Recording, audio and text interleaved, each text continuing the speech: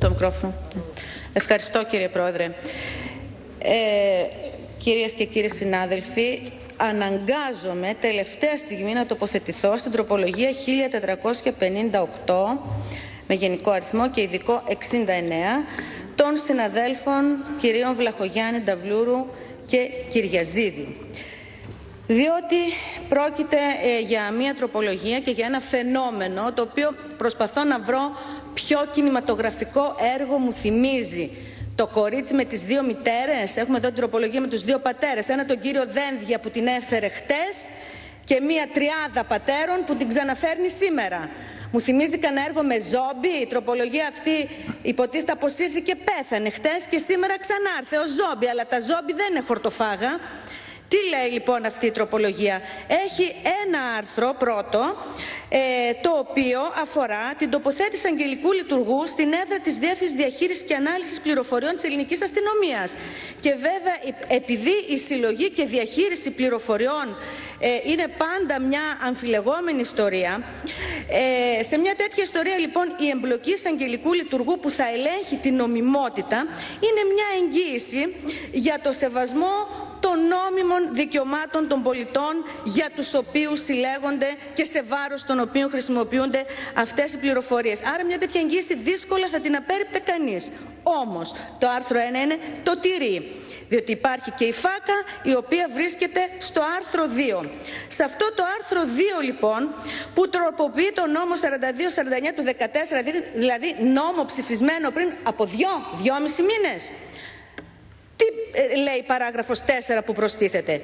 Με προεδρικό διάταγμα που εκδίδεται μετά από πρόταση του Υπουργού Δημόσιας Τάξης και Προστασίας του Πολίτη μπορούν κατά παρέκκληση των διατάξεων του παρόντος νόμου, είπαμε 2 μήνες δεν έχει το ψηφίσατε, το μελάνι δεν στέγνωσε, να τίθενται υπό ενιαία διοίκηση, να μετονομάζονται, να αναπτύσσουν κοινές δράσεις και προγράμματα ή να συγχωνεύονται υπηρεσίες ή νομικά πρόσωπα του Υπουργείου Δημόσιας Τάξης και Προστασίας του Πολίτη που εποπτεύονται απευθείας από τον Υπουργό ή από άλλα όργανα του Υπουργείου Δημόσιας Τάξης και Προστασίας του Πολίτη και ανήκουν είτε στον ίδιο φορέα είτε σε διαφορετικούς φορείς του Υπουργείου.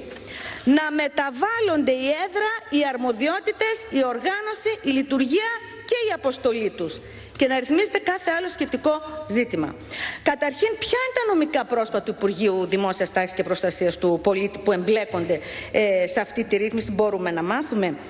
Τι θα πει να μετονομάζονται υπηρεσίες και νομικά πρόσωπα? Για παράδειγμα, τα κέντρα κράτησης ή στρατόπεδα συγκέντρωσης, που σε λίγο θα γίνουν στρατόπεδα εξόντωσης, διότι αποσύρονται και οι ΜΚΟ που παρέχουν ιατρικές υπηρεσίες, διότι δεν καλύπτονται καν οι δαπάνες τους, όχι οι αμοιβές τους, σας παρακαλώ κύριε Πρόεδρε.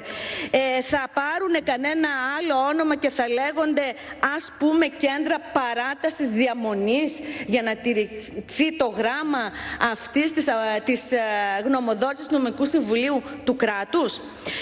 Μήπως θα συγχωνεύονται και θα έχουν κοινή διοίκηση τα στρατόπεδα συγκέντρωσης με τις φερόμενες ως δομές ανοιχτής φιλοξενίας, ώστε κανένας να μην ξέρει ποιος είναι πού είναι οι ανήλικοι, πού είναι οι ενήλικες, πού είναι οι γυναίκες, πού είναι τα παιδιά, δηλαδή και οι ελάχιστες εγγύησεις που ακόμη ελέγχονται και εφαρμόζονται πλημελώς αυτή τη στιγμή και αυτές να εξαφανιστούν?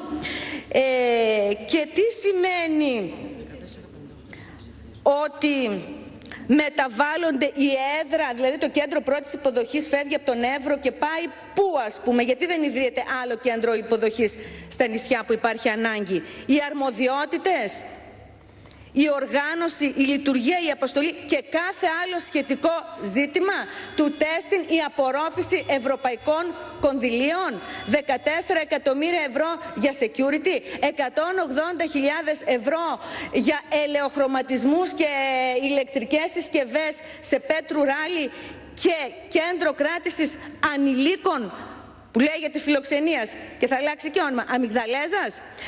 Η κυρία Μπρασένση, εκπρόσωπος του Συμβουλίου της Ευρώπης που ήρθε σήμερα, τα ξέρει αυτά? Ενημερώθηκε για αυτά? Ενημερώθηκε για το πώς εφαρμόζονται οι ευρωπαϊκές οδηγίες και πώς χρησιμοποιούνται τα ευρωπαϊκά κονδύλια? Προφανώς δεν περιμένετε να ψηφίσουμε ένα τέτοιο ανοσιούργημα που προστίθεται στο ήδη ανώσιο καθεστώς. Επίσης, μια άλλη υπηρεσία, και επιτρέψτε μου κύριε Πρόεδρε, που τίθεται σε κίνδυνο με το ανοσιούργημά σας, είναι η Υπηρεσία Ασύλου και η Επιτροπή Προσφυγών. Μπορείτε να τις συγχωνεύσετε λοιπόν, μπορείτε να τους αλλάξετε όνομα, μπορείτε να τους αλλάξετε αποστολή, μπορείτε να τις καταργήσετε. Γι' αυτό ζητάτε λευκό εξουσιοδότηση από τη Βουλή.